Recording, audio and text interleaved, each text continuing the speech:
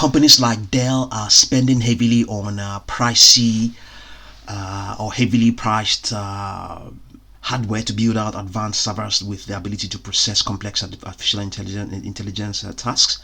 As more and more businesses rush to adopt AI, high costs linked with in-demand AI servers are also expected to hurt Dell's annual margin. The Texas-based company expects adjusted gross margin rate to decline about 150 basis points in fiscal 2025.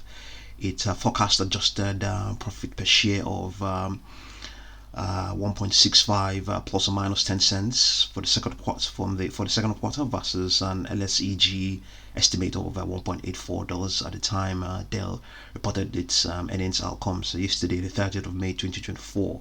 AI server sales continue to contribute only a small percentage to the company's top line, and they're also margin dilutive according to Morningstar analysts. While shipments of the company's AI-optimized servers more than doubled to $1.7 billion in the first quarter, they represented less than 7% of the total revenue. The market is reining in unrealistic expectations for Dell's ability to benefit from AI spending, according to Morningstar analysts as well. So revenue from the company's mainstay client solutions group, which includes its personal computer business, was flat, with the consumer sub-segment down 15%. So that's what we are looking at right now. So this is its 3-minute chart, and here we have found interesting projections. Before we look at the upper projections, we have a downward projection of 141.87. We have 134.49. So far it has actually printed lows of around 137.08. So it's actually rebounding, in this pre-market session. Got a resistance at 150.43.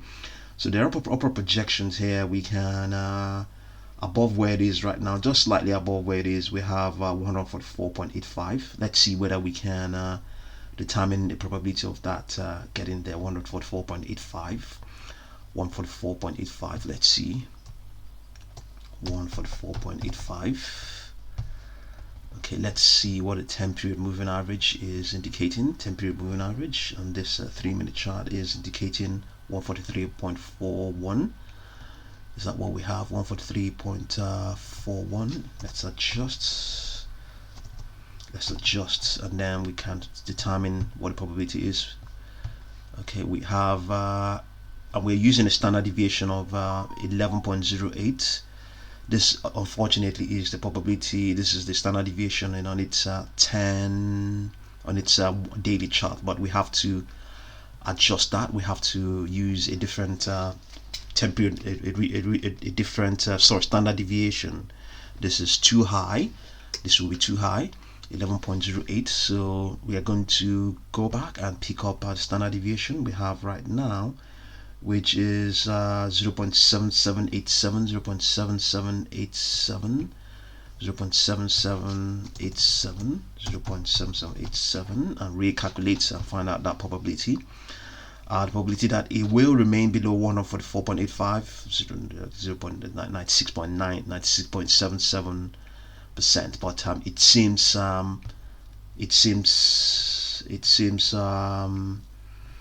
using that 11.08, gives it makes it more realistic, But in any case, let's have a look at its next upper projection, which is 146.41. 146.41. Let's see.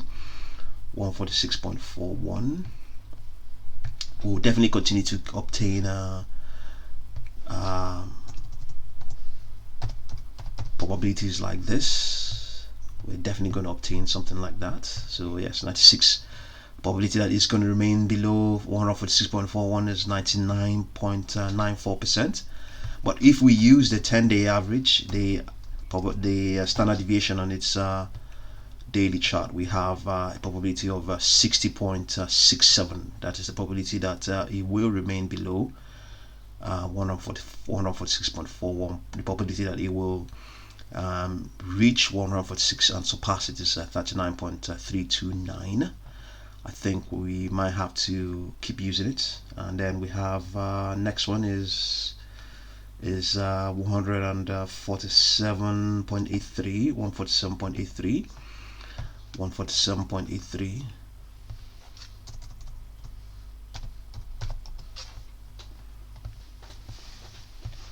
We have 065.52. If we let's use the probability we are looking at right now, 0.787787. I want to believe that that is what we are looking at right now.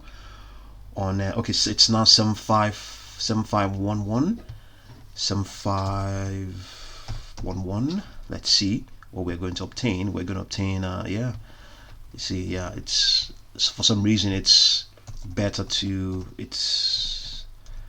rather the standard deviation on its daily chart is giving us much more realistic prices. So if you're looking at the projection all the way towards 161.18, we can equally have a look at that. 161.18, 161.18. Where's that again? 161.18. Here it makes a lot of sense to use the standard deviation. Makes a lot of sense because standard deviation is just telling you the deviation from the current average, and here it makes a lot of sense to use it. If you're saying that it has a deviation of around 11% from the current average, yeah, okay. So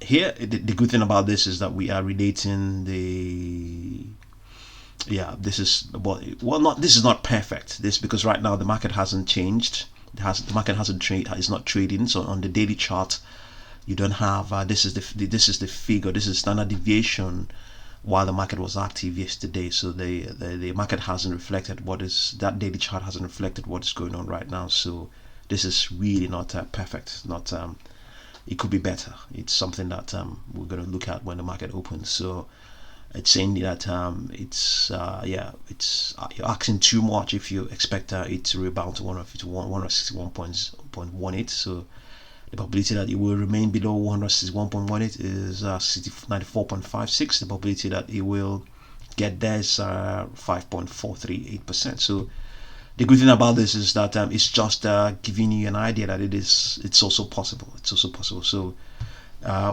working out these probabilities, you also always have to keep on adjusting, keep on looking at feasible, realistic standard deviations. If you're trying to find out, work out what's going on. So the probability that it's going to remain where it is now, based on how things are, the current downward trend, I think we can use this 142.91 and 10 period moving average 143.41.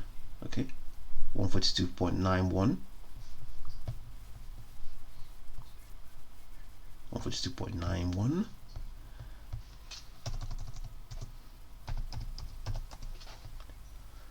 and 143.4, and I think that's what it is. Okay, we can let's see. Okay, so the probability that it's going to drop further, the probability that this weakness will continue is around 4.82%. The probability that it will stop is 48.2%. For the probability that some strength is going to come in is around 51.8%. But in this case we're using the standard deviation on its daily chart, but we can quickly have a look at its use its on its 3-minute chart. We can compare that as well. We have 25. okay, the probability that this trend will continue is 25.28%. so yeah, 25.28%. and then probability that it will rebound, okay, probability that the strength will return, and the probability that the trend will continue is 25.28. the probability that it will not continue is 74.72%. so yeah, just have a look and see how you can manipulate see what you can derive from the data you have concerning Dell and indeed any other stock. And thank you very much for watching this video.